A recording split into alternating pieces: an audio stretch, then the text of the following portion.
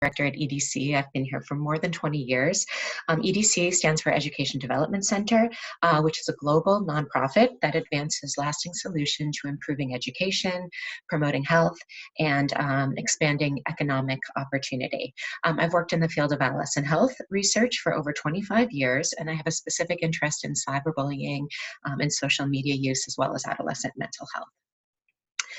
So today I'm going to focus on social media use, how it impacts adolescents' lives, both positively and negatively, and some ways to encourage more positive. So why study associations of social media use and adolescent health? Well, we all know that use of social media among adolescents has become ubiquitous. What some recent studies have identified is that adolescent mental health problems have increased in recent years. There's a recent US study by Twenge showing a 53% increase in depressive symptoms among adolescents, as well as an increase in suicidal thoughts among young adults. And this all coincides with the emergence of social media use.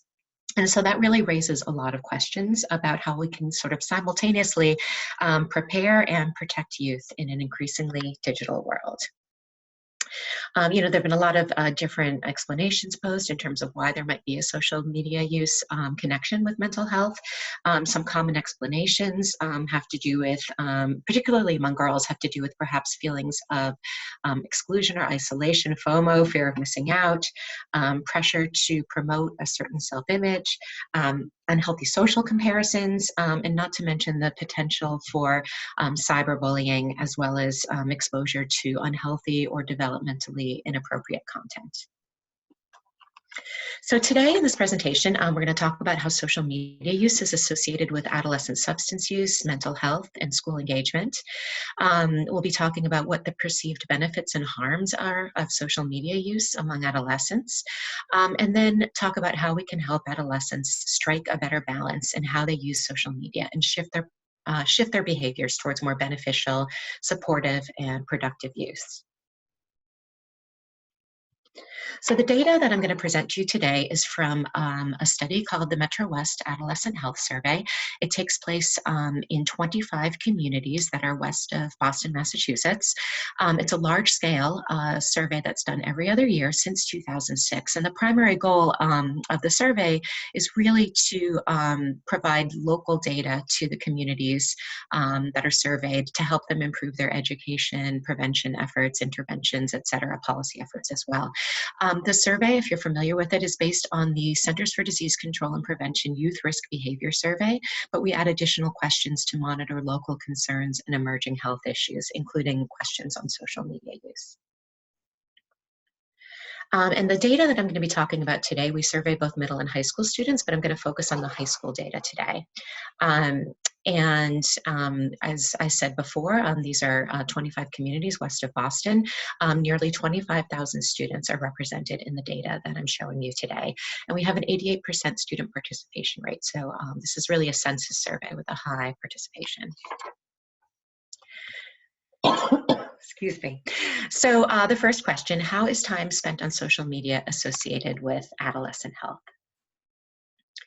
So some of the measurements that we're going to be looking at today, in terms of social media use, we're going to be looking at hours of social media use. Now, I know there are many other dimensions to social media use in terms of how students are using it besides just the quantity of use, but that's the measure we're going to focus on as our primary measure today. We're going to look at 30-day substance use, including use of electronic vapor products or vaping, alcohol, marijuana use, as well as misuse of prescription pain medicine. With respect to mental health, we're going to be looking at stress as well as depressive symptoms and suicidal ideation, including seriously considering suicide. And for school engagement, we're going to look at grades in school as well as school attendance. So now I'm getting into the data. This first slide just shows what our data collected in terms of the number of hours that students are spending on social media. So first of all, more than 9 out of 10 youth are spending time on social media on the average school day. And about half spend 1 to 2 hours on social media on the average day. However, about 28% are spending 3 or more hours daily. And if you look at that data broken down by sex, that actually represents 34% of females and 22% of males that are spending more than 3 or more hours on social media per day. This may seem like a lot, but as a mother of 2 adolescent girls, I know that it's not. And especially now with school canceled, it actually seems quite low to think of only 3 hours on social media. Now, the next slide here shows associations between time spent on social media and 30-day substance use. And what you can see here is that with each increasing hour of social media use, there are increases in use of all of the different substances. So vaping, alcohol use, and marijuana use all are increasing with each hour of social media use, although alcohol use does level out there after about 3 hours of use. You can also see that prescription medicine, prescription pain medicine use, even though that has a much lower prevalence, you can still see that with increasing time spent on social media use, the risk of misusing prescription pain medicine is also higher. And these just show the bivariate associations here, but if you do regression analyses for any of you interested, and we're controlling for sociodemographics, the use of substances is anywhere between 1.7 to 2.3 times higher for youth using 3 or more hours of social media compared to youth using less than 3 hours of social media. And the highest odds are for vaping as well as marijuana use. Now, the next slide shows associations of hours spent on social media with mental health issues. And you can see again here a similar pattern with respect to substance use, but here we see it for mental health, where with each increasing hour of social media use, you have greater reports of stress in the past 30 days, of depressive symptoms. That tends to be the steepest curve, as well as suicidal ideation or seriously considering suicide in the past 12 months. In addition, looking at school engagement, we also see that reports of being absent from school on 3 or more days increase for those students who are using social media more. In particular, higher social media users are 1.6 times more likely to be absent on 3 or more days in the past 30 days. And those who use social media use for 5 or more hours per day, 22% of those youth were absent on 3 or more days in the past 30 days. Now looking at associations of social media time and grades in school, here you can see that students who are using social media for 3 or more hours per day are more likely to get B's or C's or below, whereas those using for less than 3 hours a day are more likely to be in the mostly A's group in terms of their grades in school. So that was a lot of data. Now that we've established that there are some strong associations of social media time and adolescent health, we want to look more at the quality of students' experiences on social media, both positive and negative.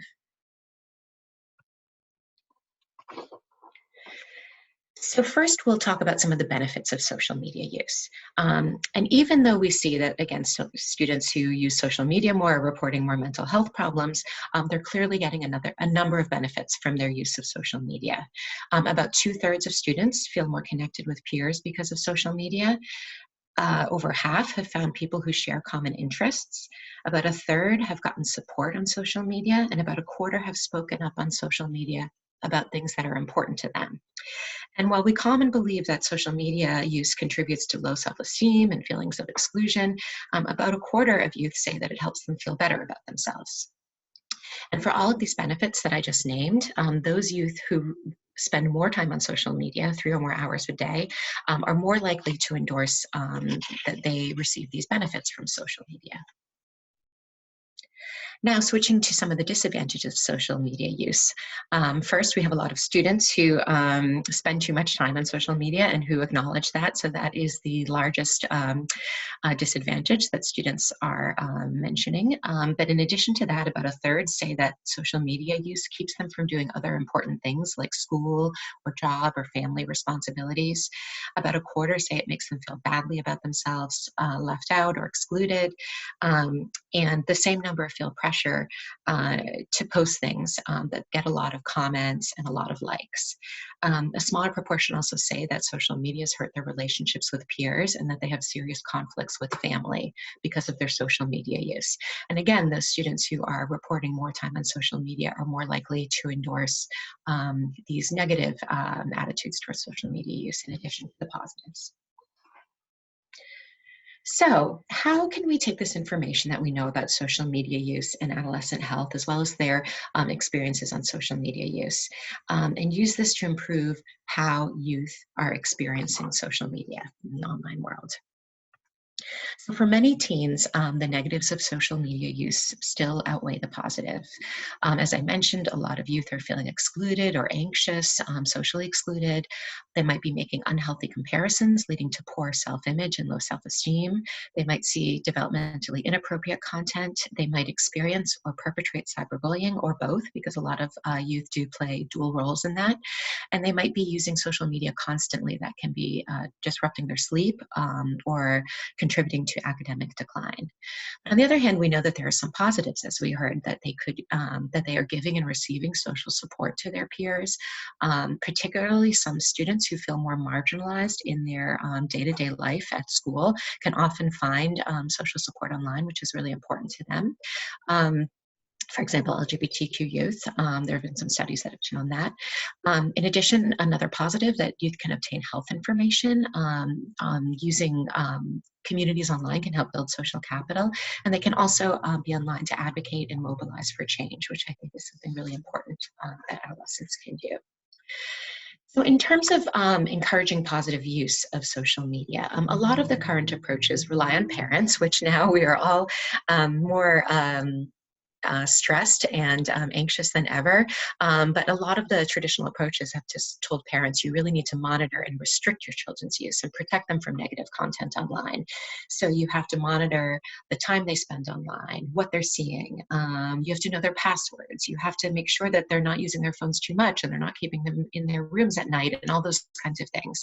I mean, all of this is extremely important for sure. But again, getting more and more challenging as parents are really strapped with multitasking in this current time.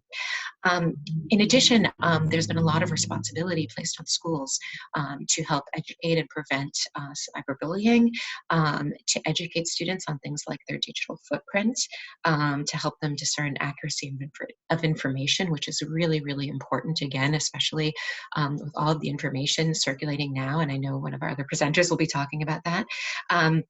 And to also teach them about concepts like digital citizenship. And so these are really, really important. Both of these things I mentioned, these responsibilities of parents and schools. But we also really must think about the quality of online experiences. And we're never going to be able to keep up with how adolescents use social media. They're always going to be a step ahead of us. And they're always going to be communicating in ways that they understand better than the adults in their lives understand. So that brings me to talking about shifting the balance. So some of the things that I think are really important for adolescents is to help them really gain the skills that they need to regulate their own social media use. By that I mean to really be able to reflect realistically on the content that they're seeing and how it makes them feel, what makes them feel good and what makes them doesn't make them feel good, and how to have skills to really redirect their attention towards things that improve their mood and benefit their emotional health and wellness and benefit the communities around them. And that might mean redirecting their attention online to something different online, or it may be redirecting attention to offline things.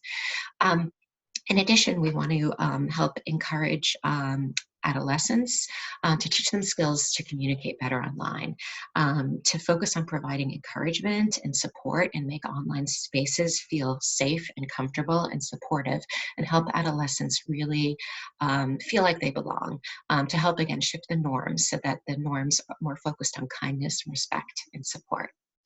And last, we want to teach adolescents strategies for using social media to mobilize and advocate for change, to really use it to communicate about things that they feel passionate about, and advocate for change on this platform, rather than some of the more mindless things that they do, which again can contribute to some of the more negative norms and harmful thinking on social media. Hopefully, if we can begin to teach adolescents some of these skills, we can help promote individual changes in behaviors and begin to conduct interventions with groups of youth, either in schools or in other settings. And I think through emphasizing some of these skills, we can ultimately shift the norms for both current adolescents as well as future generations of youth. So thank you so much. This is my contact information here. And I am going to stop sharing now and stop my video and hand this on to my colleague Emma at EDC.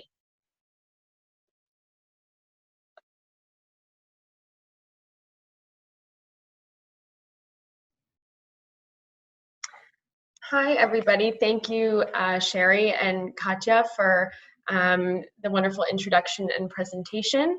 I will start sharing my screen now, and let me know if you are having trouble hearing me or seeing my screen. As well as that, I encourage anyone who has any questions for Sherry on her presentation to go ahead and write them in the chat box, any questions or comments or reactions. And I'll go ahead and get started on my presentation.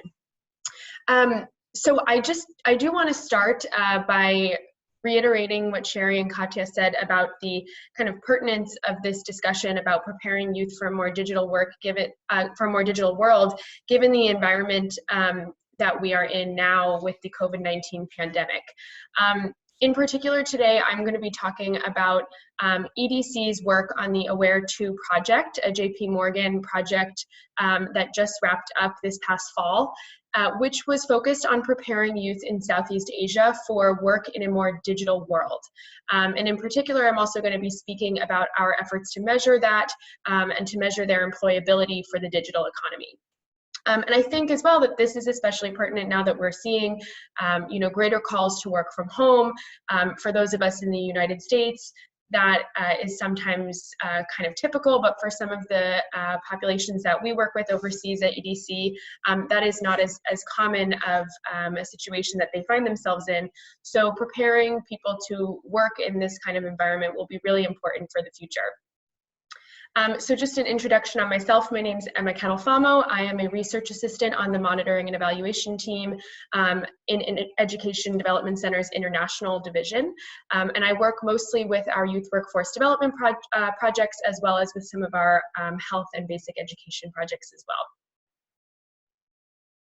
So just to sort of set the scene of what our global economy is looking like now and where it is trending toward, McKinsey Global Institute predicts that by 2030, more than 1/3 of activities could be automated for about 60% of occupations. And what we're really going to see as the global economy changes in this more digital world is a mismatch between the skills that are needed by employers and those taught to youth in schools. So while jobs may not disappear overnight in this environment, this shift toward a more automated working environment will see some different kinds of work and potentially also some new opportunities. So just to give a brief overview of the AWARE2 project, this was a 3-year project funded by JP Morgan Foundation and implemented by EDC. It sought to narrow the skills gap for entry-level workers, particularly in ICT and ICT-using sectors in Southeast Asia. We implemented this project in Indonesia, the Philippines, and Thailand, and our key activities were really intended to improve the instruction of work readiness skills and to develop secondary students both technical and soft skills. So the context in the specific areas that AWARE2 was working was, of course, in the ASEAN 6 community. So in these areas, countries face a common problem. We see that they're under-delivering on growth because they are unable to capitalize on the potential of their populations. According to Oxford Economics and Cisco, 2 million jobs in Indonesia, 1.3 million jobs in Thailand, and 1.1 million jobs in the Philippines will disappear from the labor market. And 10.2% of jobs in the ASEAN 6 as a whole will be displaced by new technology. The story is not entirely negative, though, because according to McKinsey, we can predict to see 50 million new technology jobs be created by 2030. So that would mean that workers are going to need to require the skills and knowledge demanded by these key growth industries, many of which will require the use of technology.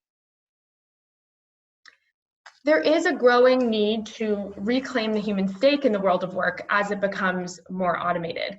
So AWARE2 didn't, as I mentioned, only seek to develop the hard technical skills of our youth in the digital economy, but continued to seek to grow the soft skills of them as well.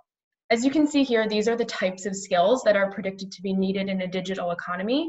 1.9 million more workers will need interactive skills, communication skills. 1.7 million more will need foundational skills. 1 million more will need management skills. 800,000 more will need IT skills. 250,000 more will need cognitive skills.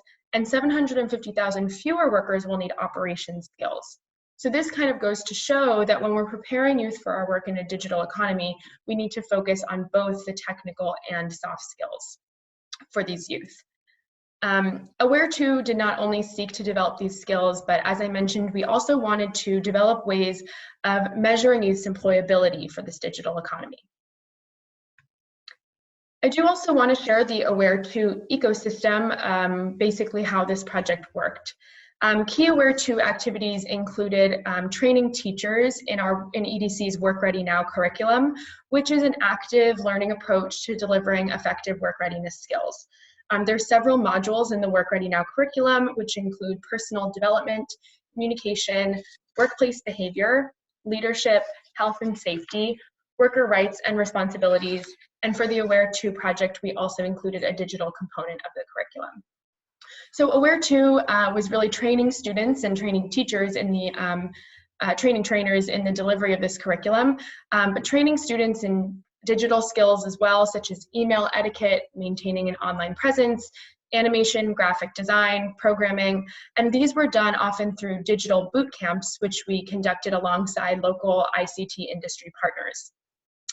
We also facilitated student participation in work-based learning and virtual work-based learning opportunities to get them some work immersion experience and an understanding of remote work.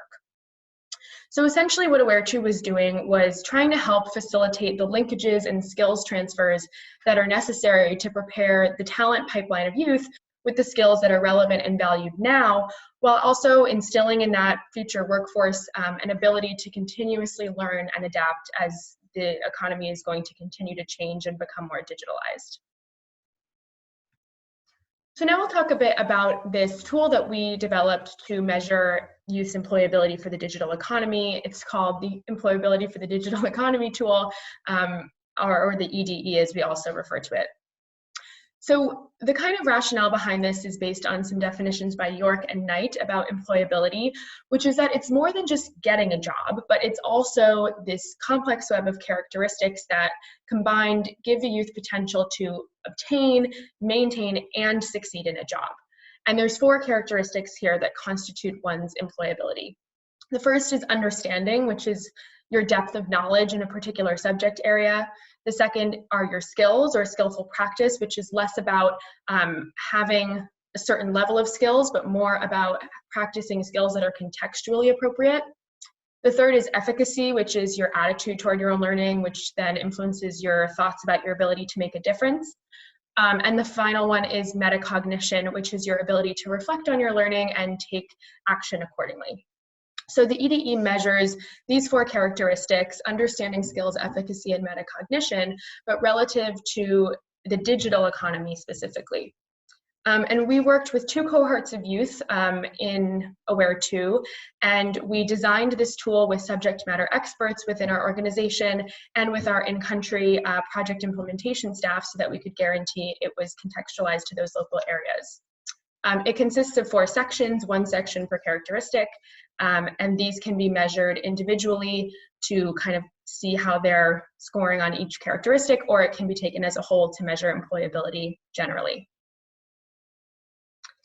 So the AWARE2 project administered the EDE electronically using SurveyMonkey, both in person in classrooms and over email. and we did so in a pre-post manner. So these are some examples of some questions. I think there's a chat, I just want to make sure. Okay. These are some examples of some questions on the EDE. The first one, section understanding, were all multiple choice questions with a correct answer. The second section was the skills section, which we used situational judgment questions for. So these proposed a scenario and then gave 5 potential responses, and youth were asked to rank the effectiveness of each response on this scale. And the efficacy and the metacognition sections were both Likert scale, from strongly disagree to strongly agree about their kind of perceptions of their own learning in a digital economy. So just briefly about how we analyzed the tool, each section was scored in the following way. For the understanding section, they were given 1 point per correct answer for multiple choice. The skills section, we had our subject matter experts take this section themselves, and we took the mean answer to determine what the correct answer was. So what we did here was rank each potential answer option from very effective to very ineffective from 5 to 1. And what we just did was subtracted the youth's answer, the number associated with that, with the number associated with the correct answer, and took the absolute value. And the efficacy and metacognition sections were both Likert scale. Each answer option was given a numeric ranking between 1 and 5, and we just added up their scores. But most importantly here, in terms of how we analyzed it, is that we weighted each section's score equally before we added them up, because each of these 4 characteristics is equally important to a youth's employability for the digital economy. So on the AWARE2 project, like I said, we used this in a pre-post manner. So we used these results to measure change in youth characteristics over time. It could also be used with a comparison group to determine the effects of a program on youth's characteristics, but for logistical reasons, we weren't able to do this on the AWARE2 project. So just discussing about the reliability testing of this tool, we used the Cronbach's alpha coefficient to measure the consistency of the tool, and there's a little cheat sheet here on the left that an alpha score of 0.7 or higher is good, 0.8 or higher is better, and 0.9 or higher is best. That said, as you get closer to 1, the test might be leading you in some ways, and the questions might be too leading. So we did test this, and this was the first round of the EDE that we implemented. And you can see that for most of our sections, there's a very good reliability, anywhere between 0.7 and 0.9. But particularly for the understanding and efficacy sections, we saw quite low reliabilities. So what we did was we kind of went back to the drawing board here with our subject matter experts and our colleagues in the field, and we revised these sections. So in the understanding section, what we really did was we added more questions, and we also defined the buckets of questions into 2 buckets. One is their understanding of what the digital economy is as on its own, and the other of an understanding of what work looks like in the digital economy. And when we did that and tested it again, we saw an improved reliability to 0.5, which is much better, but still not as high as we'd like to see it. We also revised the efficacy questions. We found that the language was not quite kind of designed towards their own feeling, and sometimes they were just fact-based questions that they were asked to agree or disagree with. So we went to improve that reliability, and we also saw an improvement to about 0.5. So these are better. You know, we did improve the reliability for this tool, but we are going to continue revising this and trying to improve this reliability. So now that I've kind of introduced the tool and the AWARE2 project, I'll share with you the results that we saw for our AWARE2 youth in the second cohort from last year. So what we saw was that after participating in AWARE2 programming, 56.8% of youth improved their employability for the digital economy. A little less than half improved their understanding of working in a digital economy. Around a third improved their skills for a digital economy.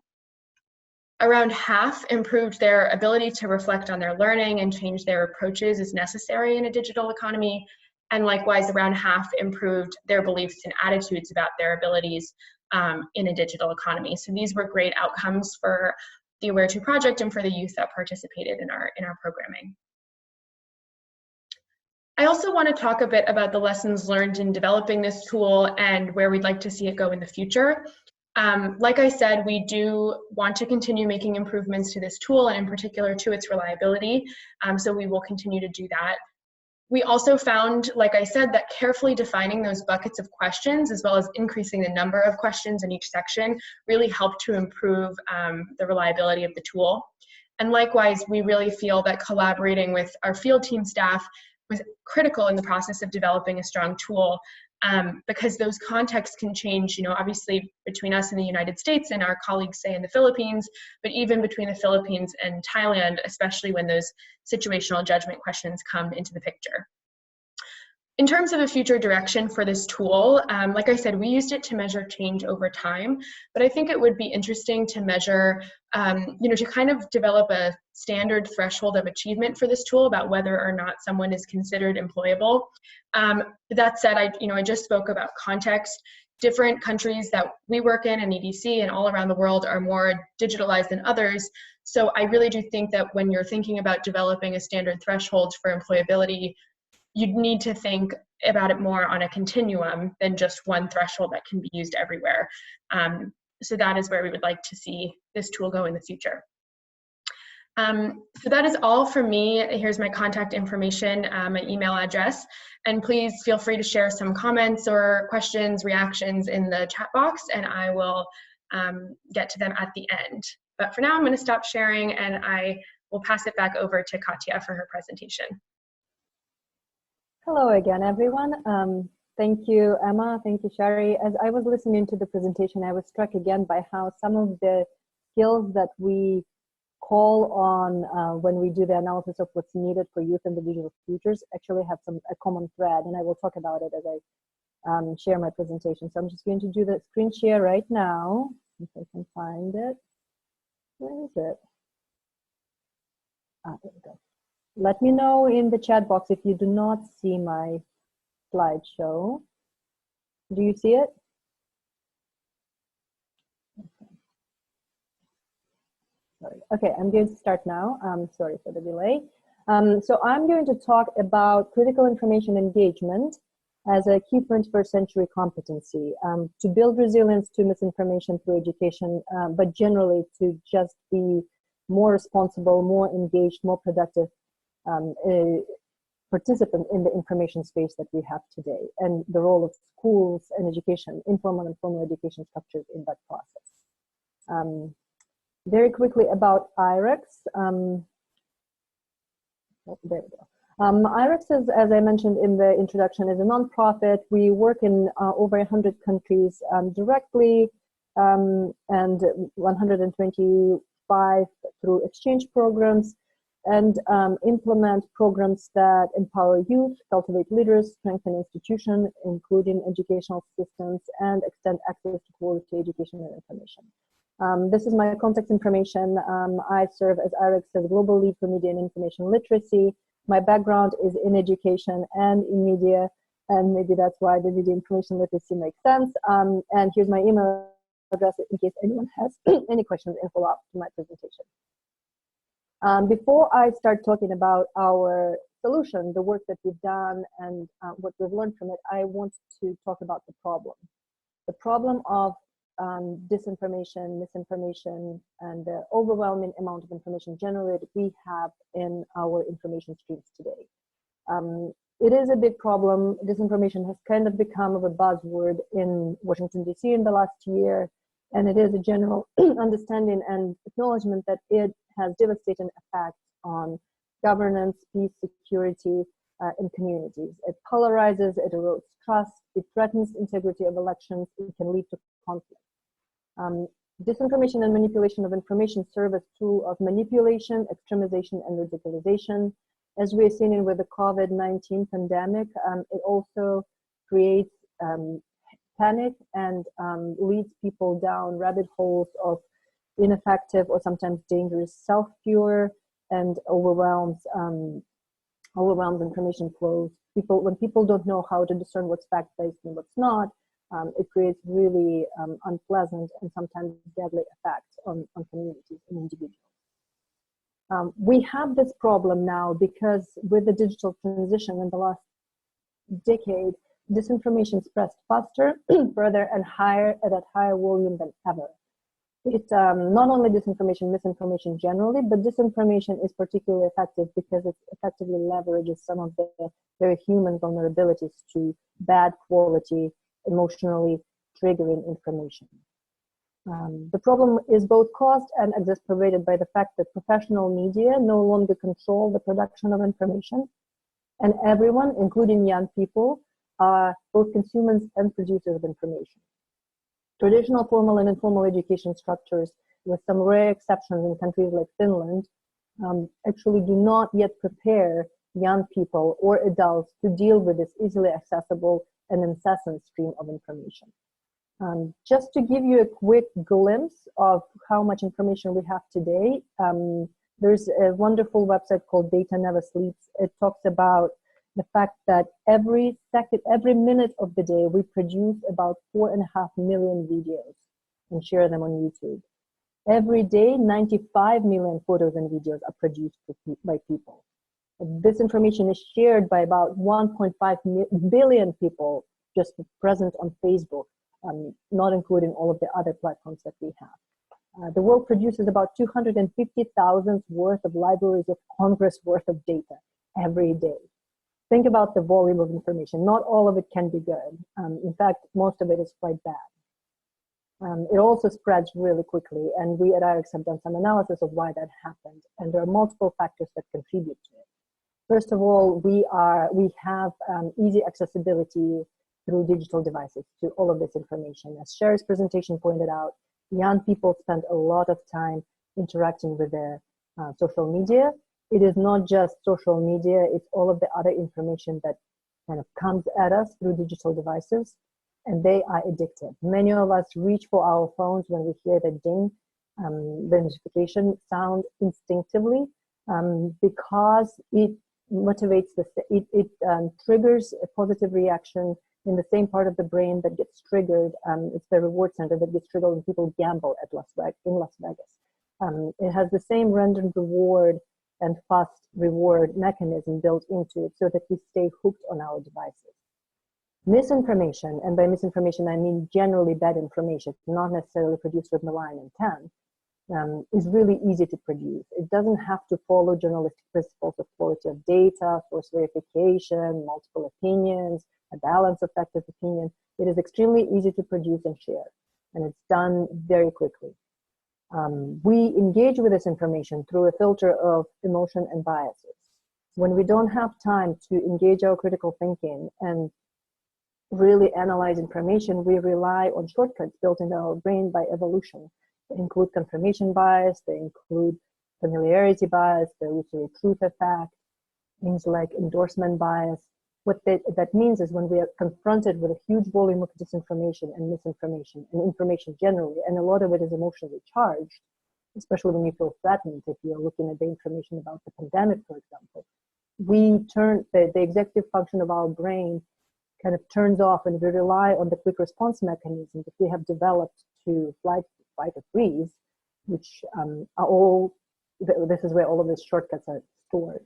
So we do not actually think critically about information. We're in this situation of high volume of information, especially if it's emotionally colored, and we filter it through emotional and biased prism.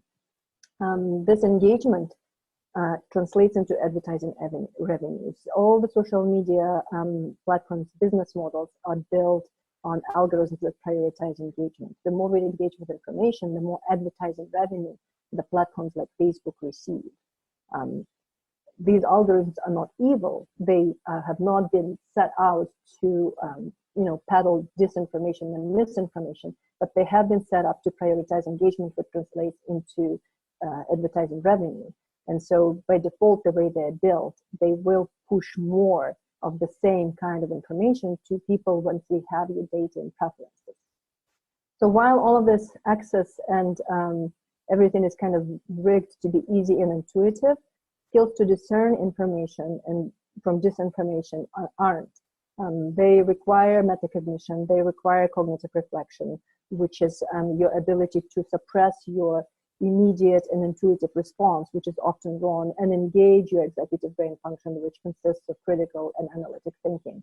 And it's a longer process, and these skills need to be taught. This quote kind of sums up the problem and as well as the key to the solution. I'm going to read it out for those of you who are audio learners. Edward Osbert Wilson is an American biologist, and he said actually quite a while ago that the real problem of humanity is that we have Paleolithic emotions, medieval institutions, and godlike technology, which sums up this, the way we process information is through these biases and kind of emotional response. Our schools and our informal education systems still do not teach us how to process information and how to engage with it, yet our technology is moving at astronomical speed. So this brings me to Learn to Discern. Learn to Discern was developed by IREX in Ukraine in 2015. It is one of the first responses that we have seen in the international and domestic sector that addresses the problem of disinformation, not just media literacy. Media literacy has been a while for decades and is a very respected and a strong field of study. However, in 2015, when we witnessed in Ukraine the proliferation of disinformation coming from Kremlin on the situation in Ukraine with the annexation of Crimea and the occupation of Donbass, we saw that traditional media literacy does not help because it doesn't explain how disinformation works and doesn't give people practical skills. We also saw that nothing that we could do with media could help at the moment because it was not a supply problem, it was a demand problem. And people demand, when the demand for information that is addictive, that caters to their emotions and to their filter bubbles is readily available, these skills to actually discern and reject that are required, and they're not easy to build without a comprehensive approach. So that's when we developed a qualitatively new, what we at the time called media literacy, but really is critical information engagement curriculum. It's the L2D approach. I'm sorry, I think I'm stuck on the problem on this slide. There we go. I apologize for that. Learn to Discern approach recognizes the root of human vulnerability to disinformation. We acknowledge that we have the biases. We are participants in a really wide informational landscape that needs to be analyzed, and people need to understand how they play a very important role of gatekeepers, both for themselves but also for those who trust them in this informational universe. It also builds on our track record of equipping citizens with long-lasting skills. We've been working with civil society and education structures for a long time and have a really good track record of equipping people through quick 3-day-long trainings, for example, with skills that last a long time. And at the end of the day, it really looks to make it a systems change, and I will talk a little bit about that towards the end of my presentation, so that it's not just something that a subset of individuals have in a society, but we're looking for norms change and systems change. How Learn to Discern works. So the main kind of principles of Learn to Discern is that it focuses on sharpening critical and analytic thinking and cognitive reflection skills in a practical way. Those are the skills that everyone needs before they embark on more kind of buzzworthy and practical tools such as fact-checking, lateral reading, verification, and that is because, and I can summarize it if I tell you the motto of Russia today, which is one of the biggest disinformation agents coming out of Kremlin, is question more. If you just tell people to question more and you give them the tools on how to do that, without a solid foundation of critical analytic thinking and cognitive reflection, they will just dig themselves into a deeper rabbit hole. And that's how conspiracy theories actually thrive. So laying that foundation of critical and analytic thinking and cognitive reflection is a really important layer of Learn to Discern. Secondly, we increase awareness of emotional and cognitive biases. We talk a lot about stereotypes, hate speech, confirmation bias. Some of these other things I already mentioned. And also something called that is Dr. Siegel's methodology called Name It to Tame It, where we basically teach people on how to recognize when you're having a very strong emotional response to a headline or an image in a social media feed, how immediately that already disables your executive brain function and critical thinking turns off. So to reclaim that, it is important to name that emotion and to recognize that you're feeling it, and only then do you engage in your media consumption and also sharing or liking behaviors, not to spread disinformation.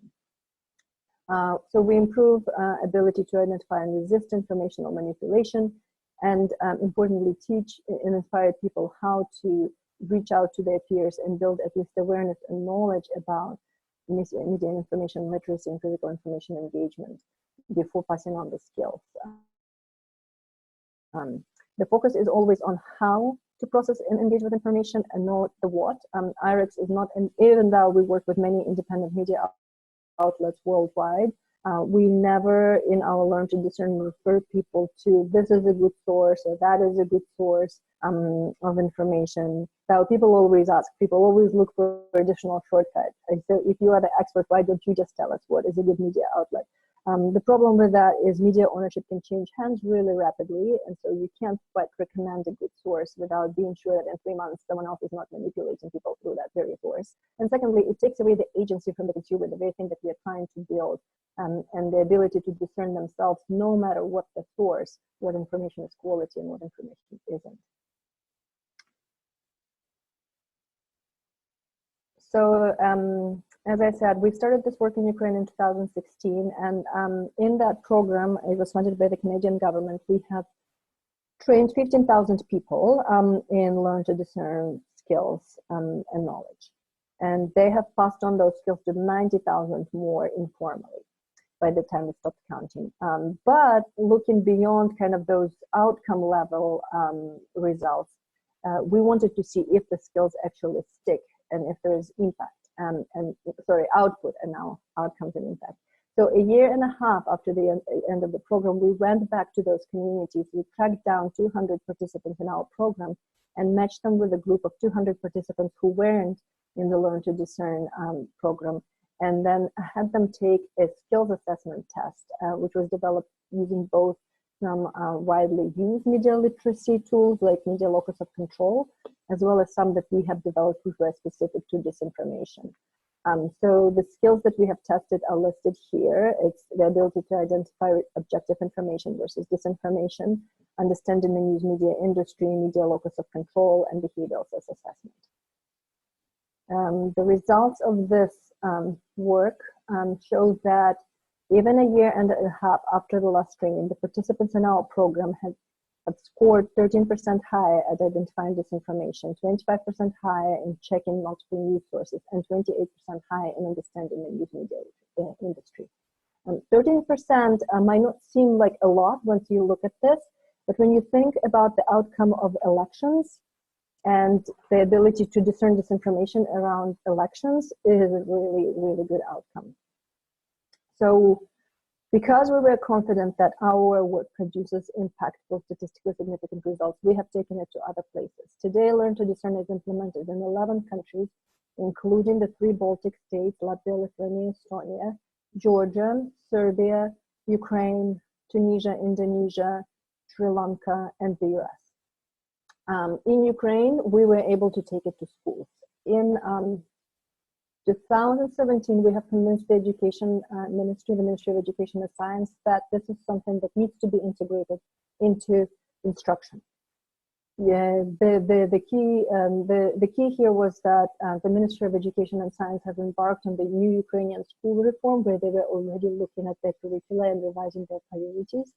So we used that moment of opportunity to convince them that we need to pilot integration of critical information engagement skills into instruction of existing subjects, not to create an additional subject, which would require them to completely reconfigure their educational workforce and make room for additional subjects in the curriculum, and not to add it as an extracurricular activity, which from working with education systems throughout the world, I know that these things are the first ones to be discarded once you have a crisis situation like we have today. So really looking to integrate these skills. So we piloted it in 2018 in 50 schools in 4 diverse regions of Ukraine. These are examples of competencies that we looked to build into the instruction of existing subjects. As you see, there's heavy emphasis on critical thinking, social tolerance, information literacy, digital safety, innovation, and creativity. We have embarked on this with the Ministry of Education and with educators themselves, and have done a lot of work to look at the existing curricular lesson plans and methodologies and see which subjects we could select where we could easily integrate these skills into what they already teach without derailing the educational process. We have selected 5 subjects in 2 grades. They're summarized on the slide. History, Ukrainian language and literature, and arts and culture were the 5 subjects that were selected. And then there was a lot of work that went in by the Ukrainian teachers and the Ukrainian methodological departments of the ministry to infuse lessons in these grades, in this subject, with the skills, the competencies that we've selected. Then, before we've done that, we have conducted a study of the students' informational space. So here's a little bit of overlap with some of the statistics that Sherry showed, but these are Ukraine specific. We found that students spend a lot of time with information, and they spend a lot more time on social media than with traditional sources. So we knew that we need to focus more on social media than on TV, radio, or print. We found that YouTube is the most popular site for young people in Ukraine who see this is where they go to receive their news and stay engaged, which is kind of problematic because we know that YouTube's algorithms are built to maximize engagement, meaning that every subsequent video is going to be recommended as you watch YouTube is going to be just a slightly more extreme version of what you've just seen. That can easily lead one into rabbit holes, conspiracy theories, or depressive situations. Just to give me a personal example, I have conducted an experiment where I've I went on YouTube and I searched for a video, a parenting video on how to talk to your children so that they listen.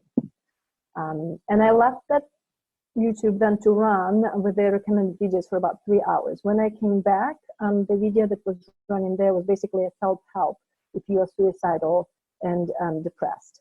YouTube decided that that is the direction with more extreme version of everything I've seen, that if I don't know how to talk to my children, eventually this is where the rabbit hole will lead. We also looked at students' media and information literacy skills. We found that only 1 in 50 say they would look for a primary source of information. Only 1 in 20 say they would cross-check the information. This, by the way, is not unique to Ukraine. A study conducted in Stanford in 2017 showed that in America, most of young people in America don't know that social media networks do not produce news themselves. They don't know that there is an original source for the news that pop up on their social media sites. Alarmingly, in Ukraine, only about 39% could correctly differentiate between opinion, fact, and a source, with fact and without a source. And only half of them said that they've encountered disinformation online. Half of the students said they've never seen anything on internet that is not true. We all know that cannot be right?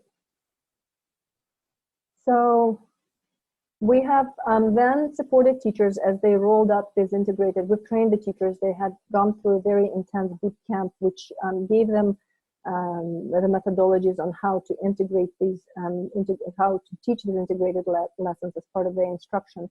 Also how to use technology in the classroom effectively, how to use student-centered methodologies. And then they have rolled out through from September to December 2018, an equivalent of a semester in the US terms, these integrated lessons in their classrooms. After that was done, we have looked to evaluate student impact on students. So we looked at, the students who received this L2D enhanced curriculum, did they have higher media and information literacy skills at the end than those in the control group? Do they also report healthier media consumption habits and behaviors? And what were the differences by gender? Our methodology is summarized on this sheet. We have conducted a baseline and an end line. We had about equal number of control and test students, about 4,000 of them, and we had selected schools that were matched by demographic, regional, and other type of indicators to the control groups. The methodology consisted of test and self-report, because not all things you can test. Some of the things, for example, consumption practices and attitudes are better evaluated during the self-report assessment, but we also really did subject them to a hard test of knowledge and skills. These are the outcomes.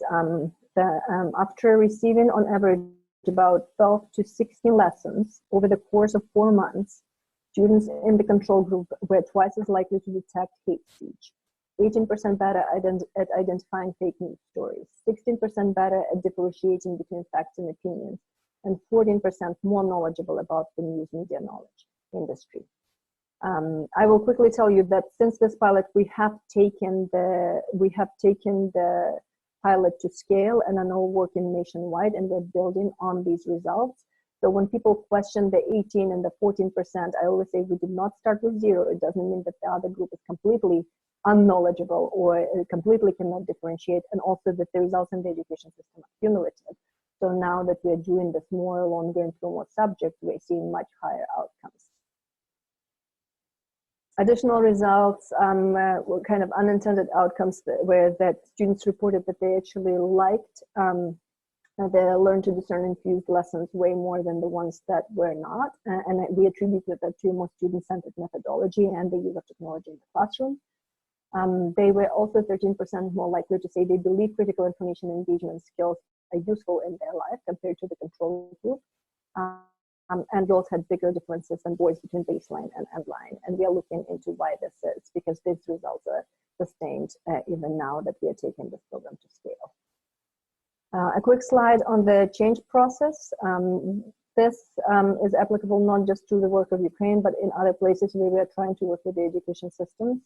We are really working through the system change continuum here, trying to build the skills, apply, spread, and then lead to the place where it is really the role of the school system to infuse these skills into the generations of citizens that graduate and have these skills,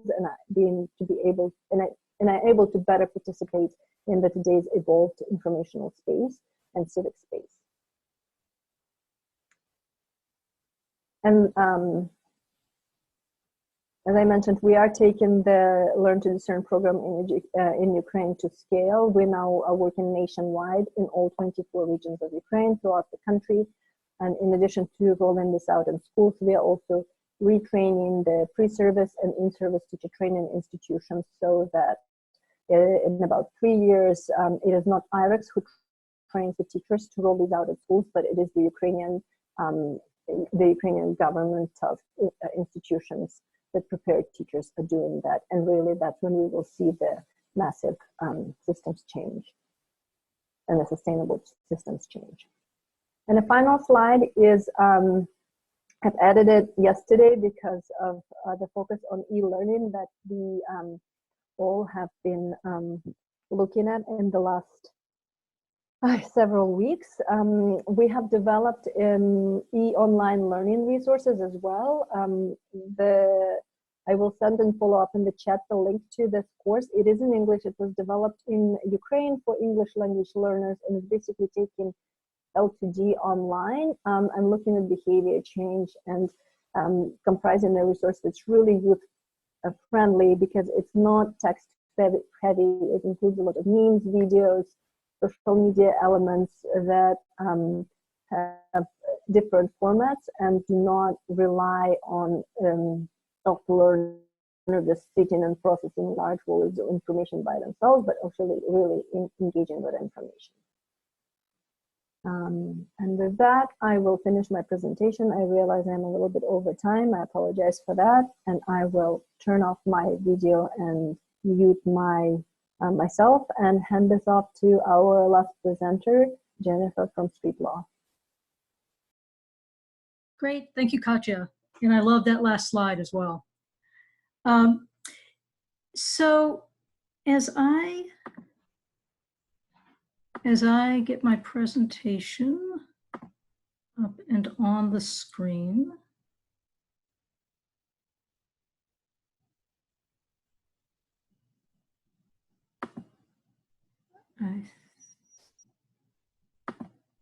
okay, here we go. Great. And I think everyone can see it. Yes, I hope so.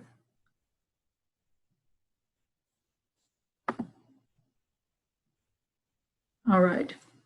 So I'm going to talk about something a little bit different from what Sherry, Emma, and Katja have been speaking about. I'm not going to talk specifically about a specific program. I'm not going to have the detailed research that, for example, Sherry brought. I'm going to talk more generally about civic education and the role of building citizens in a digital world. I'm going to start with telling you a little bit about Street Law, the organization I work for, then talk about civic education in general in terms of what are good practices, what's the thinking in the civic education community, and then end with some discussion about some specific lessons that Street Law does that are particularly relevant to some of the issues we've been talking about, particularly cyberbullying, to give you a feel for how the kind of work that we do has changed when we're dealing with youth that are growing up in a digital world. So here I am. I'm the Chief Program Officer at Street Law. There's my email address for anyone that would like to get in contact with me later.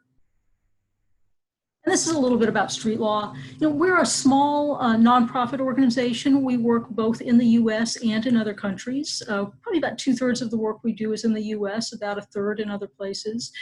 And our focus is on classroom and community education programs that focus on very practical legal and civic knowledge, skills, and competence. So, you know, what does an average person need to know about the law? So our legal education is not legal education geared towards lawyers, it's geared towards non-lawyers. And our approach is generally more of a train the trainer approach. We do a lot of teacher professional development. We also train lawyers and members of the legal profession to go into classrooms and community organizations to teach about the law.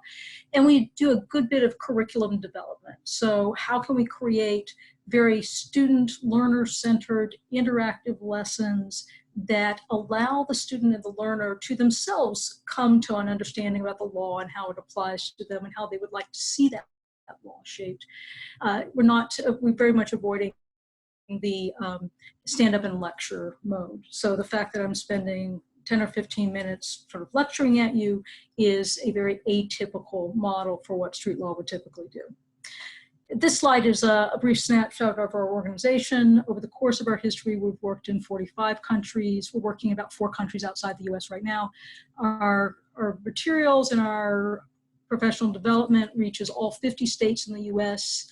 And then last year in the US, we trained almost 700 teachers. And then we worked with more than 1,700 members of the legal profession that volunteered their time with us to go into classrooms and community organizations and educate youth and community members. This is a basic question, and that's just getting on the same page about what is civic education. And at the most basic level, civic education is preparing people to be citizens in their communities and their countries. And citizens in terms of being a resident, a member of the community. They may not formally be a citizen in terms of the laws of that country or not. But one thing I do want to emphasize about civic education is that it does not only take place in classrooms. That's oftentimes what we're talking oftentimes about, classroom-based civic education, but it can be formal, it can be informal. Civic education is something that applies to all ages. You can do civic education with grade school students, certainly people that are out of school. There's never a need to stop learning about what it means to be be a citizen. But oftentimes that focus on civic education really emphasizes knowledge quite a bit. And you may have seen headlines sometimes that come out in the press periodically about the woeful lack of civic knowledge that citizens in different countries have. In the United States, the Annenberg Public Policy Center does a civic knowledge survey every year with adults, so people that are over 18 and of the age in which they may be going out and voting. And last year's survey showed that only 39% of people could name all 3 branches of the government in the US, and 22% could not name any branch. And ironically, that was a bit of good news because the previous year, those numbers had been much worse. And in fact, the number of people that could name no branches of the US government was about equal to the number that could name all 3 branches. And those are the kind of things that grab headlines. It's certainly worrying. I think anyone who may be in a position to go and vote, and will probably be voting on representatives of 2 of those 3 branches of government, and depending on what state you live in, you may be voting on members of the judiciary as well. So you may actually be electing people to all 3 of those branches. We'd certainly hope that you understand and know what those branches are, but that emphasis on knowledge in some ways really overlooks 2 other very important things about effective civic education. And that's the emphasis on civic skills and civic dispositions, because research and thinking about best practices show that for civic education to be effective, it really has to focus on all 3 areas: knowledge, skills, and dispositions. And so at the international level, this is one of the best surveys out there. The IEA International Civic and Citizenship Education Study. This surveyed 8th graders in 24 countries in Europe, Asia, and Latin America, and almost 100,000 8th graders. It also surveyed educators. And one thing it found was that, as the quote says here, students' civic knowledge and self-efficacy, as well as their beliefs, were consistent predictors of expected electoral and active political participation. So they asked students, do you intend to vote in the future? Do you intend to participate in the political system? And what they found were, again, it's not just knowledge, but self-efficacy and beliefs were predictors about whether they did intend to participate. They also surveyed educators, and to reinforce some things that Katya was just saying, one of the things that both school administrators and educators said was the most important thing in civic education was to build critical thinking skills among youth. In the US, we talk about the 6 proven practices of civic learning, which is pretty generally agreed upon among civic education experts.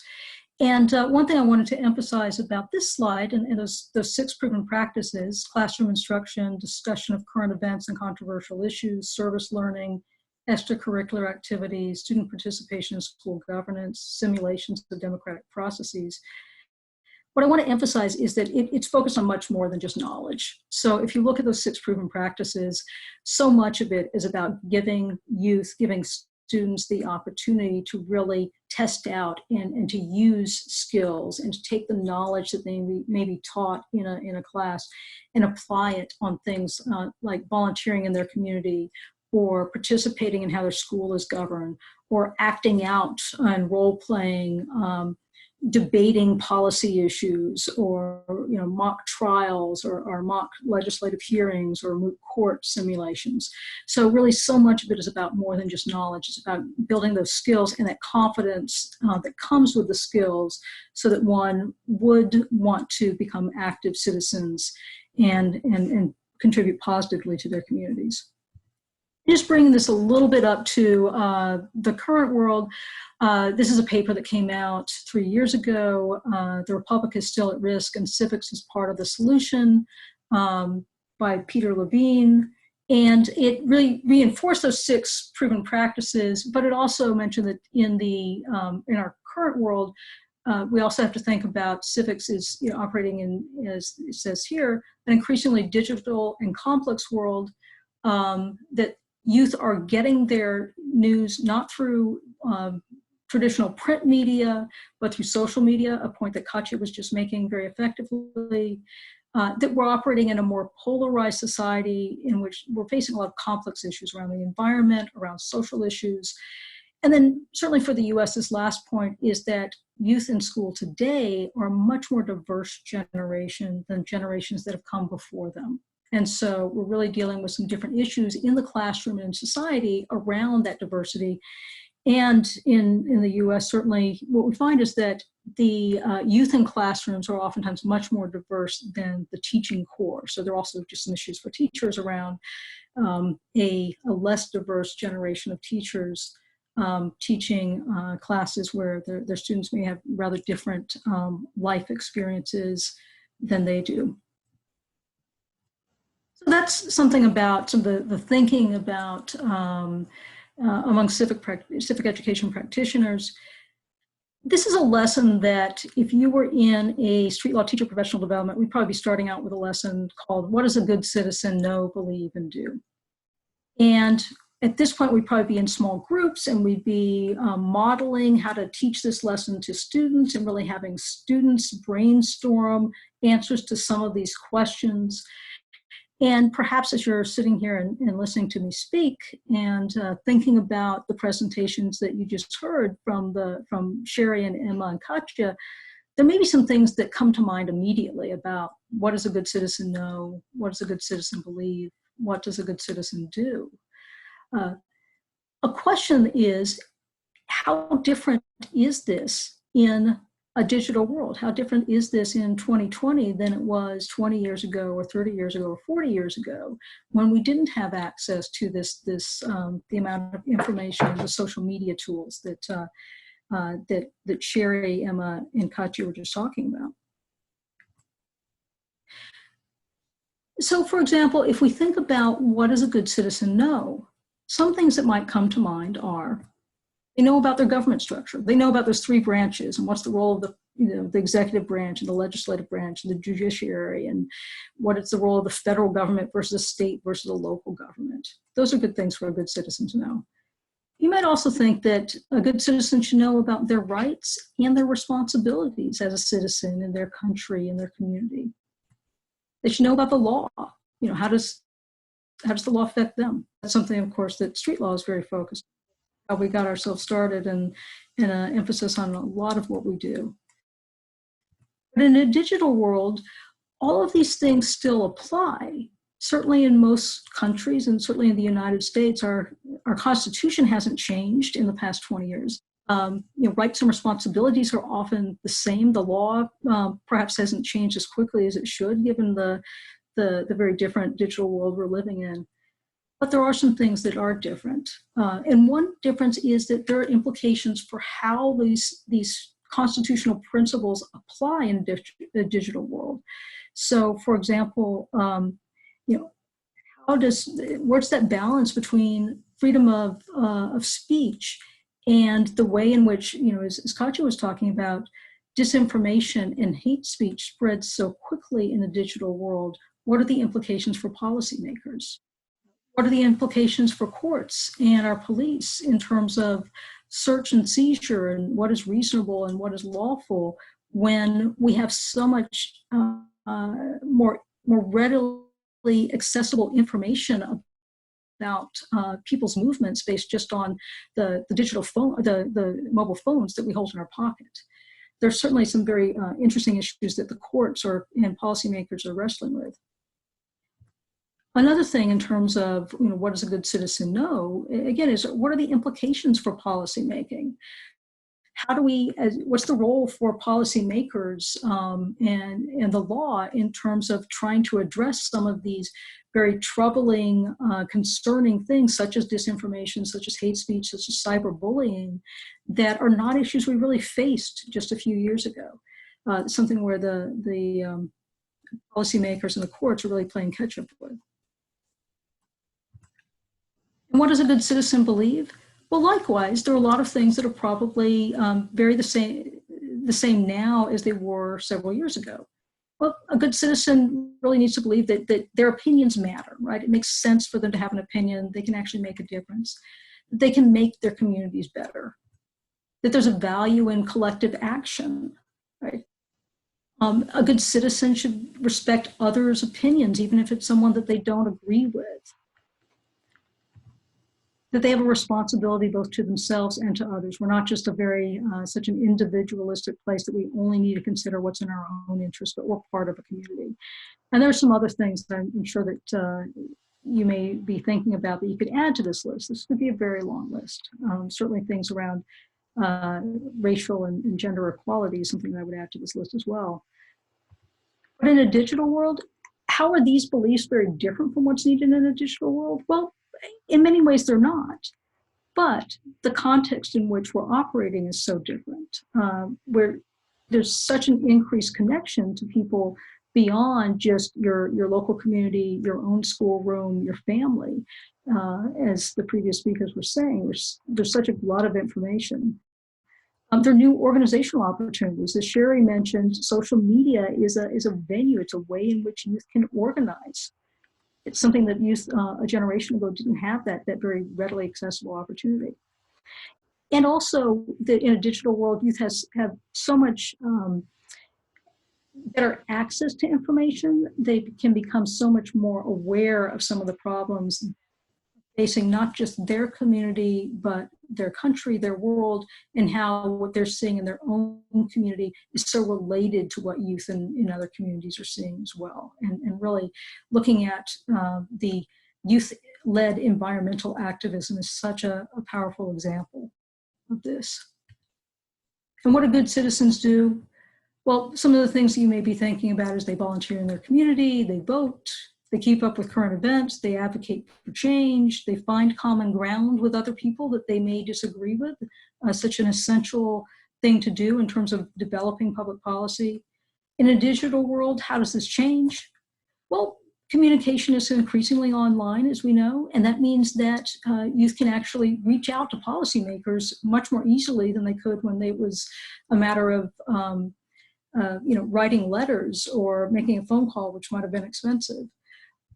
They're also inundated with a glut of information, and as Katja was just leading us through, much of that information is questionable. They may not have the skills to really discern between misinformation and real information or disinformation. And also, quite frankly, we're living in a more polarized atmosphere, and that makes talking about controversial issues in a constructive way very difficult. In fact, apart from the issues of cyberbullying, if you put up an issue online that others may disagree with, one thing that street law has found is that teachers oftentimes, just even within the past year or two, are much more reluctant to teach about controversial issues in their classrooms because it's so charged, because it's so emotional, because it's so polarizing, even though they know that that's a recommended best practice and it's something that they need to do. So I'm going to talk just briefly about a couple of street law lessons to illustrate some of the things that we're doing that are a bit different. Deliberations is an approach that's specifically about giving teachers the tools and resources to talk about controversial issues in their classroom and to build their students' skills to talk about controversial issues in a constructive way. The methodology is based on something called structured academic controversy. You can see on the left-hand side the process that one goes through. One thing that's different between a deliberation versus a debate is essentially about winning and losing. You have a question, like some of the questions that I put up here on the right-hand side that we use with our materials. So should hate speech be banned? You would have a team that's arguing yes, a team that's arguing no.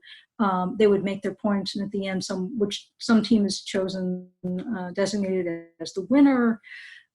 With a deliberations, you actually read through the same reading material, something that's been carefully cultivated to be balanced.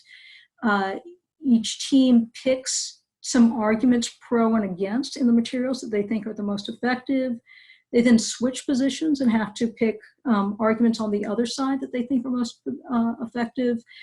And then only after you go through that whole process of really reading the materials, understanding the materials, thinking about what are the best arguments, pro and con, then you actually talk about what your individual views are with the other people in the deliberation.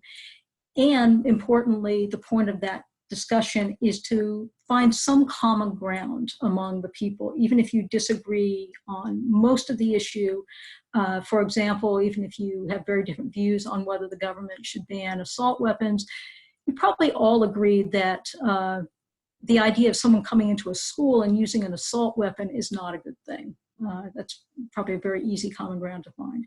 So the point of deliberations are to really build skills to talk about controversial issues, and so building those skills in the classroom, and so that you can use them outside of the classroom as well. Some of the ways in which it's affected our work, probably most notably on that first question of should hate speech be banned. In our materials, hate speech is so influenced by social media in a way that just a few years ago it wasn't. And when we look at not only what happens in the US, but look at some examples from other countries, Myanmar is a country that comes immediately to mind as a place where when social media suddenly became available after, after it not being available for a very long time, and Facebook suddenly became a way in which a number of people throughout the country were getting information. We also saw that how easily Facebook was taken over with some really ugly and destructive and dangerous hate speech and the effect that that had upon society. So those are some of the things that we talk about specifically in our materials, and that youth are debating as they're thinking about, well, how should policy makers react to something like hate speech, and the fact that it is such a bigger problem now that information is disseminated so rapidly through social media, and we see this rise in disinformation and misinformation in a very different environment than it was just a few years ago. Another example of a lesson that we have that's very popular with youth, and this of course is dealing with an issue that really didn't exist at all just a few years ago, and that's cyberbullying, something that both Katja and Sherry have mentioned, and something that's very much a concern of the youth that we work with. So in our lessons, we have lessons specifically on bullying, more traditional bullying, I guess I'd say. We've had those for years. We still teach those, but cyberbullying it's a different thing. And so our cyberbullying lesson, it's an example of how we're using some of those recommended best practices from civic education. We're talking about cyberbullying through a process of simulating a democratic process. So, our lesson, we talk about, first it's understanding the issue, having the students talk about, what they see as cyberbullying. We lead students through understanding how the courts have addressed it so far. The Supreme Court hasn't, but lower courts have begun to grapple with how does freedom of speech apply in the context of cyberbullying. Then we have students talk about the policy options. How do they think their school should address cyberbullying? What types of policies should their school have? So it's really building those critical thinking skills in terms of understanding the issue and applying it. And then we actually have a mock legislative hearing, so that they're simulating being the roles of local government members and representatives from different interest groups in terms of debating what kind of laws and policies that they believe government should pass in order to address cyberbullying. And then at the end, we do have some tips and coping skills related to cyberbullying, so that we're leaving youth with some actions that they can take.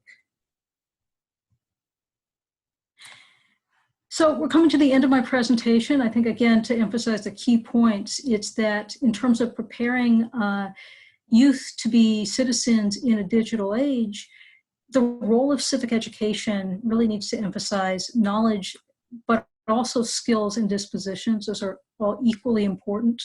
Many of the things that civic education addresses have not changed in a digital age. Many of those core skills, the ability to communicate, the ability to respect others' opinions, to vote, to volunteer, understanding how your government works, those are things that were true for the previous generation, they're true now. But certainly the context in which youth are growing up, the context in which civic educators are teaching, that's changed quite a bit, and that does involve some response and adaptation on the part of those of us who are in the civic education field. Thank you. Hi, everyone. This is Katya Vogt. I'm back to wrap up. I realize we're a bit over the time frame of the session, but we really enjoyed sharing this with you. Does anyone who is there as participants still have any questions that you want to either type in or maybe even voice right now? If you have time to stay on for 5 minutes, we are happy to answer them. If not, we thank you for listening in, and we hope that you will be in touch if you have any follow-up questions or ideas on how some of the things that we talk about could apply in your context.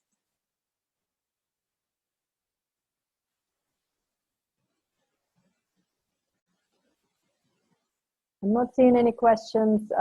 We're just going to stay on. All the presenters are going to stay on for maybe another minute in case anything pops up. But otherwise, huge thanks and have a wonderful day and stay healthy.